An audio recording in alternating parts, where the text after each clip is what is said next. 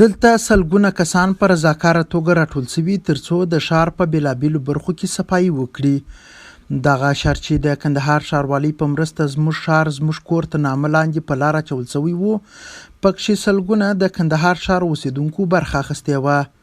نو دغسې حشرونه واضح خبره ده چې ډېر مثبت تاثیر لري او ډېر مثبت انګیزه د خلکو په منځ کې ایجادوي، او هغه ځوانان او هغه خلک چې خپل د ښار پاک ساتلو ته توجه نه کوي، هغو ته پیغام دا دی چې دې برخه کې توجه وکړي او د خپل ښار په پاک ساتلو کې زموږ سره مرسته وکړي، ولې په دې چې ښار بیرته زموږ او ستاسو د ټولو لوی کور دی. دوی خپله په همدغه چاپېریال کې که پاک وي، پاک ژوند به ولري، هوسا ژوند به ولري، او که چیرې ښار ککړ وي او چټل وي، دوی به ورڅخه متضرر وي او تاوان به هم دوی ته رسېدلی وي. په ورته وخت کې د والي مرستیال وایي دوی د خلکو د ذهنیت جوړونې په موخه ښار ته راوتلي او په دې اشر کې یې برخه اخیستې. هغه وایي د ښار پاک ساتل یوازې د ښاروالۍ دنده نه ده، نو باید د ښار ټول اوسیدونکي د چاپیریال ساتنې په برخه کې کار وکړي.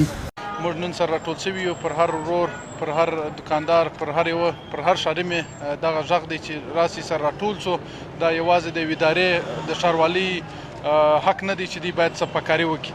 د ټولو سره باید په همغږي، باید ټول دغه زموږ ښار دی، باید ټول سره راټول سو او خپل د دکانو که کورونه یې باید صفاکاري وسي. د ښار اوسیدونکي وایي دوی چمتو دي چې د ښار په پاک ساتلو کې خپله ونډه واخلي، خو دولت یې هغه لارې خلاصې کړي چې د خپل امنیت لپاره یې بندي کړي دي. د ښار صفایي ورځ ده، نو ټول ځوانان راوتلي یو، غواړو د خپل کور خپل ښار صفا کړو.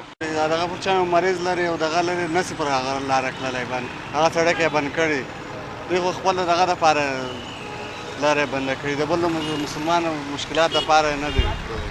دا په داسې حال کې ده چې د چاپیریال ساتنې نړیوالې ادارې اندېښنه ښودلې ده که چیرې د غازاتو او کاربونونو د غیر معیاري مصرف مخه ونه نیول سي، کیدای سي په راتلونکي کلونو کې به اقلیمي تودوخه د ډیرو خلکو ژوند وګواښي.